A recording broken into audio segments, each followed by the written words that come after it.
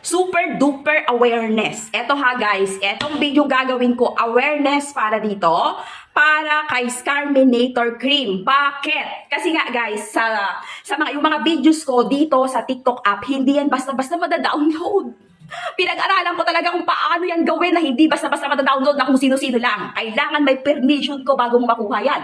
Unless lang kung ibibideo mo siya habang pinapanood mo yung video ko, yun lang yun. Pero yung sabihin mo na ida-download mo, so clear, walang gano'n, hindi ko yan in-allowed. So, eto na.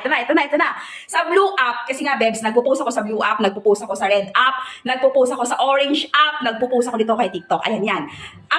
Ang kagandahan dito, nag-post ako sa Blue app, i-share yung video ko na yon. So, okay, very good ako doon. No? Thankful ako doon. Pero, naglagay ng link, be! At ang inilagay na link niya. Oh, di ba? Napakaganda. Napakabuti. No? Ako ang naghirap.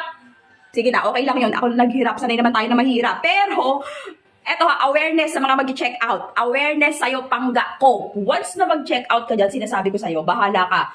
Eto ha, marami na itong katulad. Marami nang naglipa ng peki nito. At kung hindi ka mismo sa yellow basket ko, pag sa Blue app nyo nakita ang video na to, nandyan lang ang aking TikTok page sa mismong taas. Kalkalin nyo lang yan, i-click nyo lang yung i-click mo lang yung show now na yan, yung show, basta may nakalagay dyan na sa Blue app ko, may nakalagay na link dyan, i-click mo lang yung shop ko dyan, ayan ang shop ng TikTok ko, dyan ka lang mag-check out, kasi pag naligaw ka, bahala ka talaga.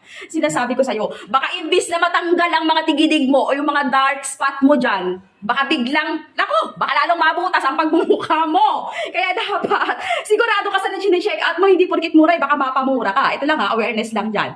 At kay ate na nag-share ng video ko, Beb, salamat for sharing. Pero, ewan ko sa'yo, good luck sa mga pinaggagawa mong iba-ibang mga link yung pinaglalagay mo dyan. Nako, Beb, nako, baka bahala ka.